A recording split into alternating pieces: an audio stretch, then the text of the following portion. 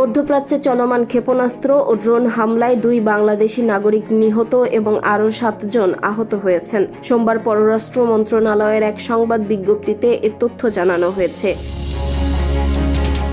বিজ্ঞপ্তিতে বলা হয়, সংযুক্ত আরব আমিরাতের আজমানে একটি বেসামরিক স্থাপনায় বিমান হামলার পর সৃষ্ট ধ্বংসাবশেষের আঘাতে সিলেটের বড়লেখার বাসিন্দা সালেহ আহমেদ নিহত হন। সেখানে অবস্থিত বাংলাদেশ দূতাবাস স্থানীয় কর্তৃপক্ষের সঙ্গে যোগাযোগ রাখছে। বাণিজ্যিক ফ্লাইট চালু হলে মরদেহ দেশে পাঠানোর ব্যবস্থা নেওয়া হবে। এছাড়া বাহরাইনে আরও এক বাংলাদেশি নিহত এবং 3 জন আহত হয়েছেন।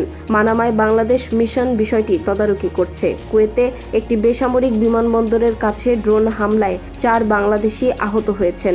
আহতরা প্রয়োজনীয় চিকিৎসা নিয়েছেন এবং তাদের অবস্থা বর্তমানে স্থিতিশীল বলে জানিয়েছে দূতাবাস।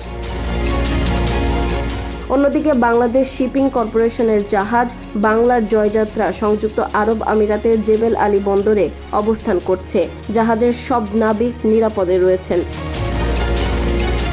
পররাষ্ট্র মন্ত্রণালয় জানিয়েছে, মধ্যপ্রাচ্যে বসবাসরত 60 লাখের বেশি বাংলাদেশির নিরাপত্তা নিশ্চিত করাই সরকারের সর্বোচ্চ অগ্রাধিকার। সংশ্লিষ্ট দূতাবাসগুলোকে নাগরিকদের সতর্ক থাকতে এবং স্থানীয় নির্দেশনা মেনে চলার পরামর্শ দিতে বলা হয়েছে।